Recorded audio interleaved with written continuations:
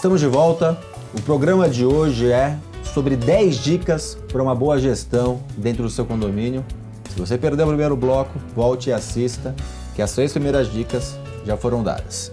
Estamos na quarta, que é a gestão compartilhada com o corpo diretivo. Por favor. É importante o síndico ter em mente que o corpo diretivo também foi eleito pelos condôminos. É aquele que trabalha ao lado do síndico, certo? Que muitas vezes o síndico profissional, contratualmente, tem ali uma ligação mais estreita com o corpo diretivo, tá? Mas também que a massa condominial como um todo precisa ser ouvida. Seja através de pesquisa, seja através de conversas, etc, etc. Então, o corpo diretivo ele é muito importante para ter um norte em relação ao trabalho. É muito importante que se trabalhe bem com aquele grupo de pessoas, mas isso não exclui a necessidade de trabalhar bem também com os demais moradores. Mas você falou uma coisa importante. Eu tenho uma teoria que vocês podem concordar ou discordar, que é o seguinte. Para o síndico profissional, na prática, muitas vezes, a hierarquia se inverte. Então, na teoria e de direito, o síndico é o responsável pelo condomínio. Na prática, a gente vê muitos síndicos profissionais, né, quando são contratados para um condomínio, o corpo diretivo tem um poder muito grande. Muitas vezes o síndico ele não toma já a decisão, ele leva para esse corpo diretivo como se fossem conselheiros de empresas, né, onde tem eles vão lá e eu tenho 2 opções, o que vocês acham? E aí levam para aprovação desse corpo diretivo, porque o corpo diretivo são moradores, né? Então são os representantes dos moradores e o prestador de serviço externo, ele acaba tendo uma inversão. Queria que vocês falassem um pouco sobre isso e aí ganhando um pouco dessa importância, talvez maior do que você falou. Eu acho que independente de qualquer coisa, o síndico profissional e o síndico morador, ele tem que ter consciência de que a responsabilidade civil e criminal é dele.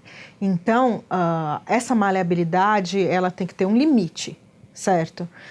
Assim como a Assembleia também. A Assembleia não pode decidir que não quer ter um AVCB. Então, o corpo diretivo também não pode decidir que não quer um AVCB.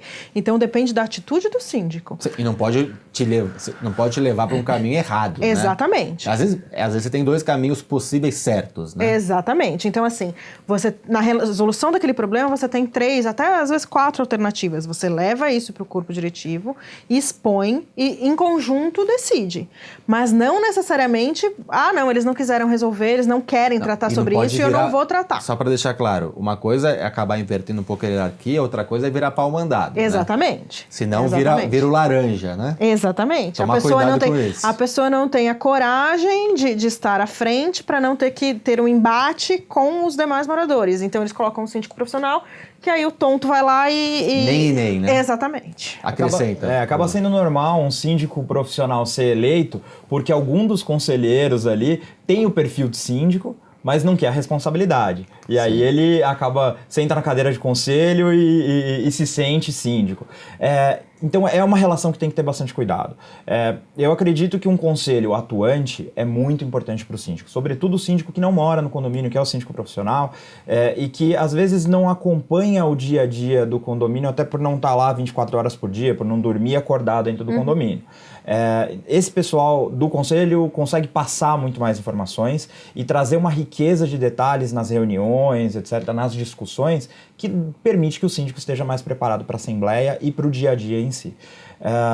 Acho que quando a gente consegue ter esse time, o condomínio vira um condomínio imbatível. E questão política também. Vamos falar de política e não o lado negativo da política, né? É o lado, porque política é muito... política é ruim. Não, política nós somos seres políticos. Isso é indiscutível, faz parte do ser humano. E você ter o apoio do corpo diretivo, ter o apoio político do dia a dia, da conversa, quando você não está lá. É a mesma coisa de um técnico de futebol quando o seu capitão, os seus líderes não estão de acordo. Acaba não conseguindo ser, muitas vezes, realizada. Exatamente. E aí também vale pro síndico pesar se aquele tipo de interferência está sendo bom ou ruim para ele. Sim. E aí decidir se quer ou não continuar no condomínio. Entendeu? Perfeito. Então, tudo precisa ser balanceado. Perfeito. É mesmo, o corpo diretivo acaba ajudando muitas vezes nas assembleias. Então é comum que o presidente de assembleia seja alguém do corpo diretivo também, pela proximidade, por saber o que está acontecendo. Porque ninguém gosta de levantar a mão para ser presidente de assembleia ali sem saber o que acontece. Exatamente. Então... Quinta dica. Bom, uma coisa que eu acho super importante é que o síndico se organize. Então, eu vejo sempre que a gente fala muito de condomínio, e o condomínio, ele muito se assemelha a uma empresa, a administração como um todo. A diferença é que a gente não tem fins lucrativos, a gente não tem que dar lucro. Sim. A gente tem que dar economia para os condôminos. E, na verdade, a gente não tem um dono, a gente tem... Tem vários, todos. Exato. Todos é bom. Mas um exemplo muito simples. Praticamente todos os condomínios que eu passei ou passo, eu ouço a reclamação da limpeza. Ah, meu hall tá sujo. O elevador tá sujo. E aí, praticamente nenhum tem aquela fichinha igual do banheiro do shopping, onde todo mundo anota a hora que passou. Gente, é tão simples colocar isso. Coloca o quadro acrílico, coloca a fichinha lá dentro, porque aí o zelador consegue fiscalizar, o próprio síndico consegue fiscalizar. E a própria pessoa vê, né? E a própria pessoa. É uma questão de informação. Exato. Recebeu a reclamação, está sujo, pede para o zelador. Zelador, faz um favor, sobe lá, tira uma foto para mim da planilha. Viu que está anotado na planilha? Passaram lá 15 minutos antes. E aí, sujou? Pode acontecer. Eu vou fazer a câmera não pegou. Eu vou fazer um barra aqui, ou talvez pode ser o próximo que vocês iam falar, não sei, a gente depois decide aqui dentro se a gente ir em assembleia aqui, nós três. A questão de, você falou organização, e aí barra no que você deu de exemplo, supervisão. Sim. Porque a supervisão, eu sempre falo que a principal arma para o síndico é o checklist. Exatamente. Tanto com a administradora, prestadora do serviço, como internamente, como você deu de exemplo. E aí esse checklist ele pode ser tanto manual, como no caso que você deu, ou como eletrônico, hoje em dia tem opções. Não importa, mas a supervisão ela tem que ser realizada. Senão o que acontece, você dá a instrução para aquele funcionário, treina aquele funcionário, 2, 3 semanas depois ele percebe que ele não tem supervisão, ele começa a amolecer aqui, 1, 2 meses depois, nada é seguido. Então, organização, ou se é outro item, ou dentro desse, barra supervisão, acho que é crucial. Ela é bem... E você precisa mostrar para os demais que você tem este controle e essa supervisão. Não basta você ter, você precisa demonstrar, que eu acho que é exatamente isso que o Bruno está falando. Você demonstra através daquela planilha que aquilo foi limpo. Sim. Não é porque caiu alguém, abriu um saco de feijão e ficou cheio de feijão que aquilo não foi limpo. E pode acontecer. 15 minutos atrás pode acontecer. Não, e acho importante, quando a gente volta na comunicação, falando do jornalzinho, no gancho do que a Priscila falou, poxa, por que a gente não mostra quantas foram as limpezas de piscina, por exemplo, quantos foram os incidentes, em quanto tempo é limpado o banheiro? Exato. Quanto tempo o jardim tem a poda, é bem importante. Mostrar esses números. É tão comum que a gente fale muito, vou trazer um termo de TI aqui, de negócios, que a gente fale do business intelligence, da parte de indicadores gerenciais. Por que a gente não leva isso para a realidade dos condomínios e mostra esses indicadores para os nossos condôminos? Por que a gente não sabe que caiu a qualidade através desses indicadores? É uma coisa que a gente consegue implementar pouco a pouco nos condomínios, e quando isso está implementado, poxa, a gente tem resultados, tem ganhos. Mas a cultura não é essa. Ótimo, vamos implementar essa cultura. É fácil implementar a cultura? Não, mas é possível e é importante. Na verdade, a gente tem uma cultura do síndico que é o xerife do lugar, que manda em tudo, não precisa dar explicação para ninguém. E não é muito isso que as pessoas esperam dos síndicos hoje. Quando você falou de organização, me veio na cabeça muitas vezes, você falou começou falando de empresas, eu vejo o condomínio como uma empresa que também tem essa visão, a Priscila também tem. A questão de onde está a planta do condomínio? A planta hidráulica. Quando precisa, aí precisa correr atrás, tem gente que corre para a prefeitura. Então, assim, onde estão as plantas, onde estão o que for, a documentação, livro de atas, checklist, livro de atas, organizada, uma gestão, não é uma casa da mãe Joana, né? Desculpe as Joanas que estão nos assistindo, mas essa parte de organização ela é crucial. A gente precisa ter como uma empresa. Realmente saber onde estão as coisas, organizar, como recebe, qual é o fluxo, qual é o procedimento em cada situação. Acho que isso é essencial. Não, e o síndico, ele tem obrigações, porque quando a gente fala de administrador ajuda, mas o síndico tem que acompanhar algumas coisas. Então o síndico tem que saber de CFIP, GFIP, uma série de obrigações social, isso tem que estar disponibilizado para o síndico. Faz parte da organização e a administradora precisa ajudar com que o síndico saiba dessas informações. Então é um parceiro importante nessa organização Muito também. importante. E é aquilo que a gente falou lá no começo, você tem o procedimento básico, né? E aí está um procedimento básico. E até um gancho. Qual condomínio tem um procedimento? Quando a gente contrata um porteiro, que condomínio tem escrito quais são as atribuições desse porteiro? Olha aí. Isso que eu faço com porteiro também, mas são poucos. Eu indago isso muito em sala de aula. E tem que ter. E não é só procedimento para os funcionários, é procedimento para os moradores, que eu acho que esse também é um item que... E já junta na comunicação. Exatamente. Então tem uma intersecção aqui, mas tem que ter... Pode falar, o condomínio que não tem é um absurdo. Com certeza. Vai ficar na cabeça do porteiro quem pode entrar, quem não pode? O que fazer no caso de uma situação emergencial? Polícia chegou ou você não chegou? E o triste é que a gente pega condomínios implantados, às vezes por síndicos profissionais, por empresas grandes, que saem depois de 2 anos e não tem essa documentação. E uma coisa importante, antes de falar, essa documentação é do condomínio, não é do síndico, não é da administradora.